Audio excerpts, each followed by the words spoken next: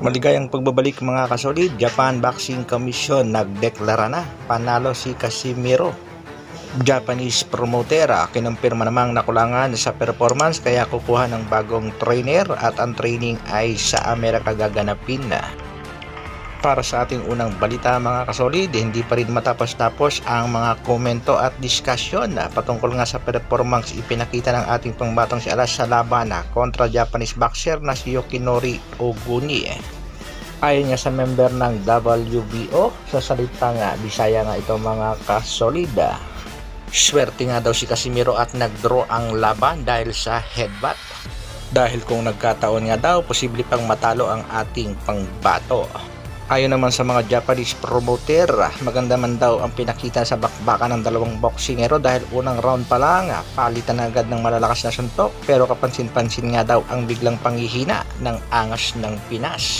Dahil nga dyan, nag-aalanganin pa silang isabak agad si Casimiro kay Naoya Inoue.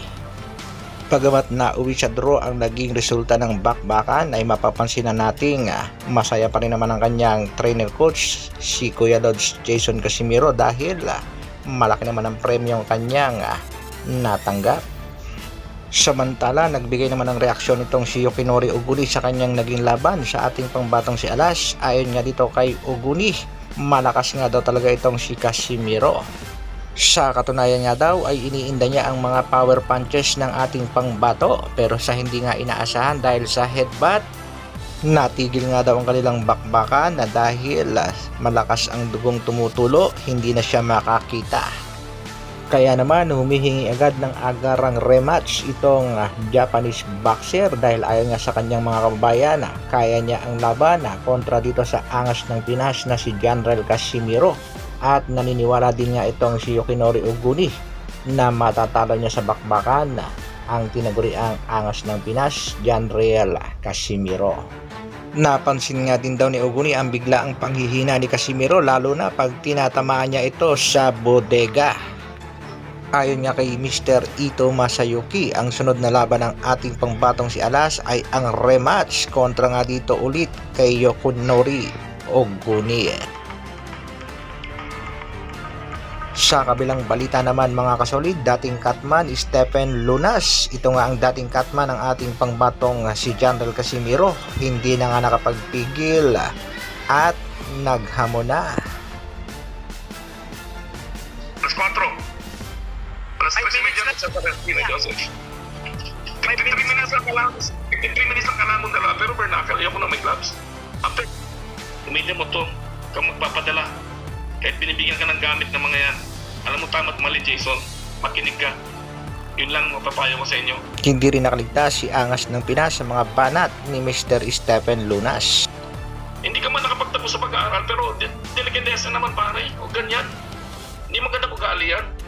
Sa kabilang dako naman mga kasolid, mga Japanese promoter, desidido pa rin talaga na ituloy ang kanilang pangako dito sa ating pangbatong si General Casimiro sa isang mega fight kontra nga sa Japanese monster. Pero malaki ang pagbabago ang gagawin ng mga Japanese promoter dahil nakita nilang mahina ang conditioning ng ating pangbatong si General Casimiro. Kukuha nga ng bagong strength and conditioning coach itong mga Japanese promoter. At ayon dito sa mga promoter ay sa bansang Amerika na nga ang training ng ating pangbatong si Alas. Heto nga naging pahayag ng Treasure Boxing Promotion.